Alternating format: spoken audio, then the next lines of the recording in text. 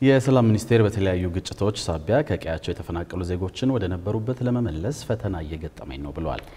ሚኒስቴር መስሪያ ቤቱ የ9 ወራት እቅድ አፈጻጸሙን ለሕዝብ እንደራሴዎች ምክር ቤት የውጭ ግንኙነትና ሰላም ጉዳዮች ቋሚ ኮሚቴ ያቀረበ ሲሆን በእነዚህ ጊዜያት ውስጥ ከ380 ሺህ በላይ የሀገር ውስጥ ተፈናቃዮችን ወደ ቀያቸው መመለስ እንደተቻለ አስታውቋል።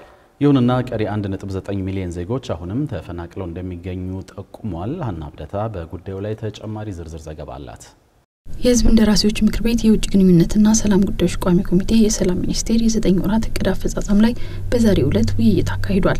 ሚኒስቴር መስሪያ ቤቱ ባቀረበው ሪፖርት ባለፉት 9 ወራት የማህበረሰብ ውይይቶችን፣ የበጎ ፈቃድ አገልግሎቶች እንዲሁም ግጭቶችን አስቀድሞ መከላከል በሚቻልባቸው መንገዶች ላይና ሌሎች ጉዳዮች ላይ ሲሰራ መቆየቱን ገልጿል። በሪፖርቱ በተለያዩ ግጭቶች ሳቢያ የተፈናቀሉ ዜጎችን ወደ ቀያቸው ለመመለስ በተሰሩ ስራዎች ባለፉት 9 ወራት ከ380 ሺህ በላይ ዜጎችን ወደ ቀያቸው መመለስ ቢቻልም 1.9 ሚሊዮን የሚሆኑ የሀገር ውስጥ ተፈናቃዮች አሁንም ከቀያቸው ርቀው እንዳሉ ተገልጿል። ቋሚ ኮሚቴውም ከህዝብ የደረሰኝ ጥያቄ ነው ብሎ ጉዳዩን ያነሳ ሲሆን እስካሁን የሀገር ውስጥ ተፈናቃዮችን ለመመለስ የተሰራውን ስራ በተመለከተ ማብራሪያ ጠይቋል። የሰላም ሚኒስትር ዴኤታው ቸሩጌታ ገነነም ምላሽ ሰጥተውበታል። ተፈናቃዮችን መመለስ የሚባለው ጉዳይ ሂዩማኒታሪያን ከሆነው ነገር አንዳንዴ እየወጣ መሆኑ ነው አስቸጋሪ ያደረገው ማለት ነው። ፖለቲካል እና ኢኮኖሚክ ሆኗል አሁን ማለት ነው። በተፈናቃዮች ፖለቲካ የሚሰራ ኃይል አለ፣ በተፈናቃዮች ኢኮኖሚክ ጥቅም የሚያገኝ ኃይል አለ ማለት ነው። ይሄ ኃይል ተፈናቃዮችን መመለስ አስቸጋሪ እንዲሆን አድርጎታል ነው። እኛ ዘርፈ ብዙ ጥረቶችን አድርገናል። ዘንድሮ ብቻ ወደ 380 ሺህ ተፈናቃዮች ወደ ቀያቸው ተመልሰዋልና በሚቀጥሉት አመታት ዜሮ ተፈናቃይ ለማድረስ ነው ፍላጎታችን።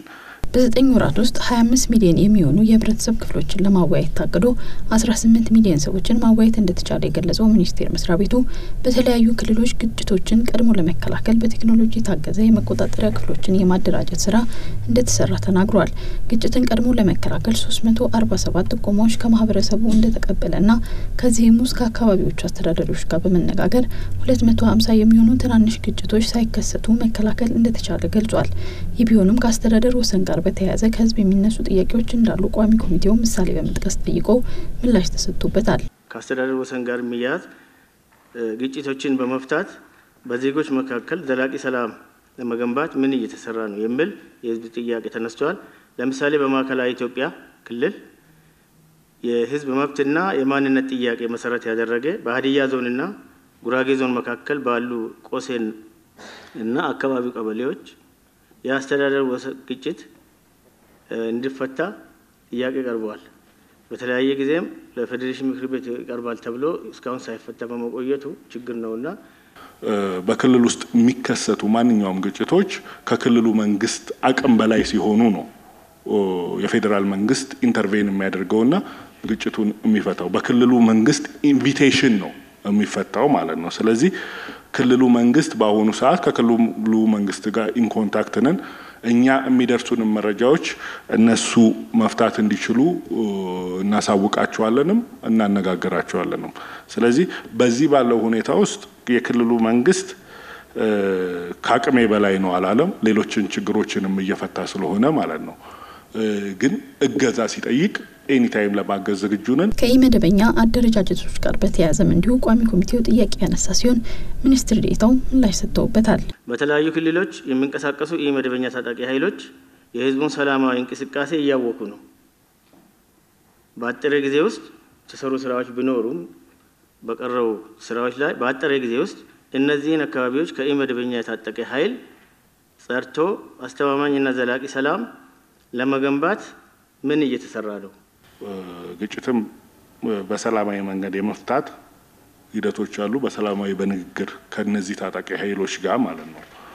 እነዚህ አንዳንዱ በጣም ከኢመደበኛ ታጣቂ ኃይሎች ጋር ግጭቶችን ለመፍታት የሚደረገው የህግ የበላይነትን ማስከበር፣ ህግን የበላይነት ማረጋገጥ እሱ አንዱ ትልቁ ጉዳይ ቢሆንም እኚህ አላማው ፍሉድ ነው። ማህበረሰብ አላማ አስፈጽማለሁ ብሎ ይነሳል።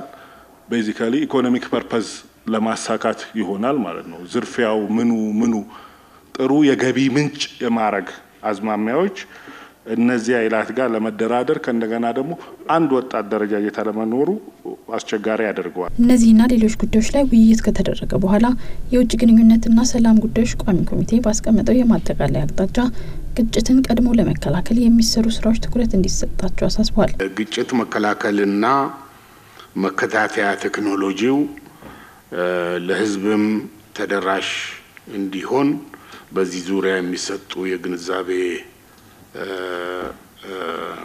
ማስፋያዎች በተደጋጋሚ የሚዲያ ሽፋን እንዲያገኙ ቢደረግ የግጭት ተጋላጭ አካባቢዎችን አስቀድሞ የመለየትና ምንጩን ከመገናኛ ብዙሃን ጋር በትብብር የማጋለጥ ስራዎች ትኩረት ቢሰጣቸው የሚል ነው። ከዚህ በተጨማሪም ባህላዊ የግጭት አፈታት እሴቶች ትኩረት እንዲሰጣቸውና ጥቅም ላይ መዋል እንዲችሉ እንዲሁም እንዲጠናከሩ የህዝብ እንደራሴዎች ምክር ቤት የውጭ ግንኙነትና ሰላም ጉዳዮች ቋሚ ኮሚቴ አክሎ አሳስቧል።